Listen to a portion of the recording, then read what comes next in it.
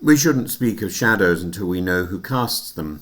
But today, I think it's possible to lift a veil on Russia's GRU, its military intelligence arm, which operates not as a clandestine service of subtle espionage, but as a weaponized extension of Kremlin ambition, poisoning dissidents, bombing theatres, hacking democracies, corrupting discourse. This is not Cold War nostalgia, it's cyber war, sabotage, soft assassination, unfolding in real time and increasingly in our own backyards. In Salisbury, for example, the GRU is not your garden variety spy service. It's a military machine dressed in civilian clothes. Its job, destabilization. Its method, hybrid warfare. And now, three of its most notorious units, 26165, 29155 and 74455, now stand publicly accused and sanctioned by the UK government. Well, it's a bit late, but nevertheless. Foreign Secretary David Lammy is blunt. He says, "We see what they're trying to do in the shadows and we won't tolerate it." Well, we shouldn't have tolerated it for a long time.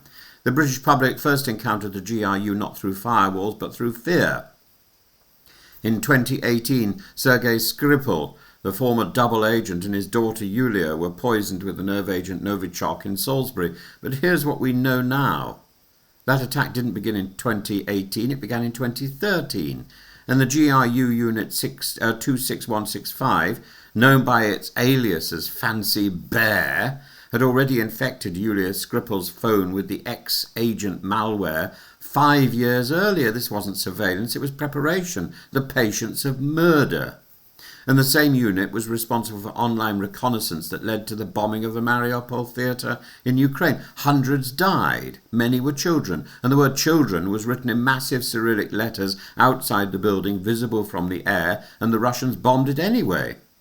Because this wasn't collateral damage, this was a message, in exactly the same way as the drones, which have got cameras on the front of them, so that the people who are operating those drones can see exactly where they're going. And they hit residential buildings across Ukraine. Today's sanctions target 18 Russian intelligence officers. And let me name a few of them with their digital sins. Ivan Yermakov and Alexei Lukashev, hackers of Yulia Skripal's email. Alexander Osadchuk, a colonel and architect of disinformation during the 2016 US election. Morinets and Serebryakov behind attacks on Olympic organizations and anti-doping labs, because even sport to the GRU is a battlefield. These men operate with impunity inside Russia, but the purpose of these sanctions is not to detain them, it's to expose them and to strip their power by naming and isolating them. Like all shadow figures, they fear light.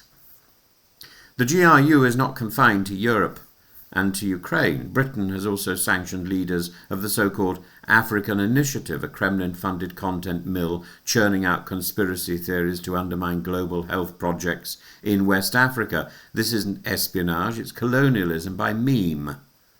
Russia's cyber units have targeted not only politicians and activists, but our very infrastructure, telecoms, energy grids, media, even our democratic processes. These are not minor disruptions, they are existential warnings.